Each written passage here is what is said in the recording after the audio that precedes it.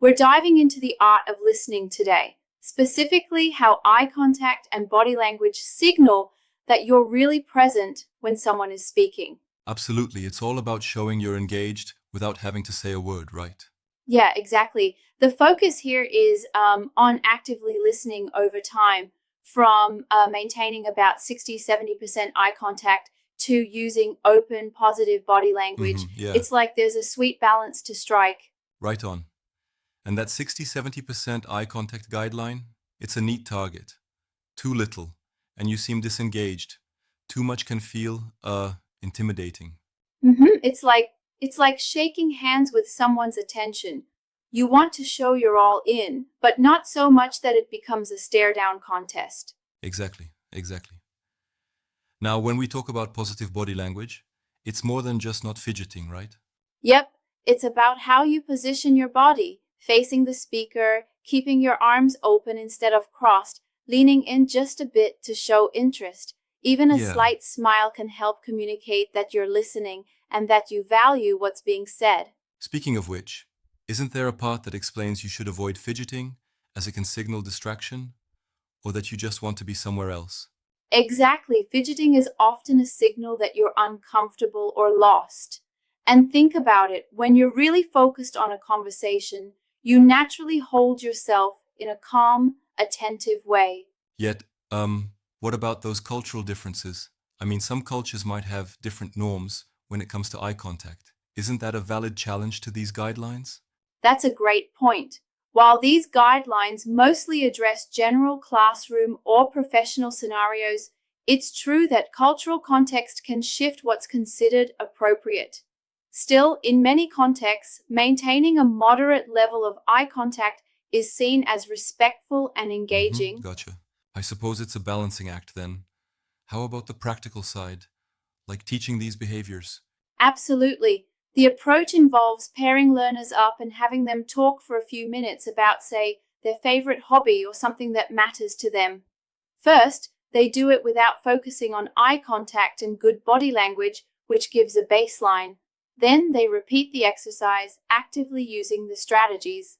The differences in how the speaker Yeah, feels very can be interactive. really eye-opening. That sounds like a highly effective learning strategy. It makes the benefits almost tangible, right? Right? And it reinforces how essential these visual cues are. Not only does it boost the speaker's confidence, but it also deepens the listener's understanding by um, picking up on subtle facial expressions and shifts in tone.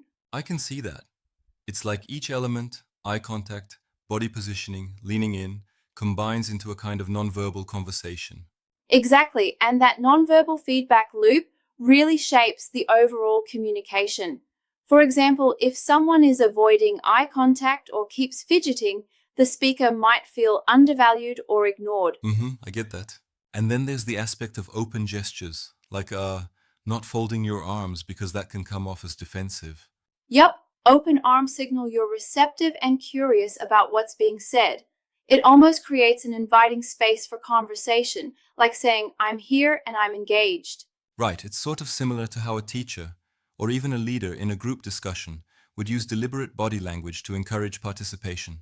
Yeah, and the guidelines even mention practical reminders. Teachers can use visual cues or even hand out checklists to help students remember and self assess these behaviors. That practical angle is key. Being assessed through observation really ties the theory to everyday practice. Definitely, it's about integrating these habits into daily interactions so that whether you're in a one on one or in a larger group, you're consistently sending the right signals. Right, absolutely. And let's not forget the reflective questions they pose, like asking, how do you feel when someone isn't making eye contact while speaking? Those questions really provoke self awareness. It pushes you to think about your own behaviors too. It's almost like you're not just learning to listen, but learning to be a better communicator overall. I like that perspective. It's more holistic.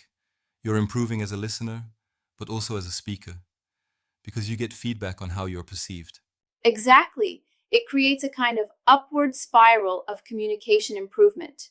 For instance, using positive body language not only makes speakers feel heard, but also encourages a more open and rich conversation. Yup, could not agree more. One critique I might add, though, is that sometimes people might overthink it. Like, if they're too conscious of their body movements, it might feel inauthentic. What do you think about that? That's a fair concern. It's possible to be overly calculated, which might come off stiff.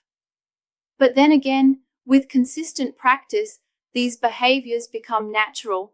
It's a bit like learning a new language, the nonverbal language of communication. I see what you mean. Right.